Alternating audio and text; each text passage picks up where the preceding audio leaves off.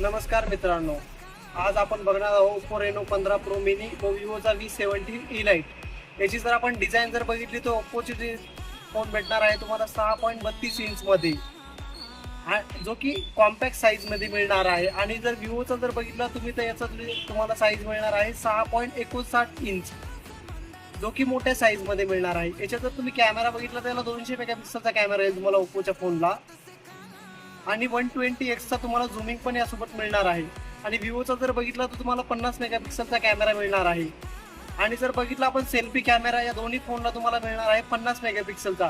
पण जर ओप्पोच्या फोनमध्ये जर आपण बघितलं तर 50 मेगापिक्सलमध्ये तुम्हाला 100% वाईड व्ह्यू तुम्हाला मिळणार आहे, जो की तुम्ही ग्रुप सोबत वगैरे सेल्फी घेताय तर तुम्हाला ग्रुप त्याच्यामध्ये येऊन जाईल तुमचा।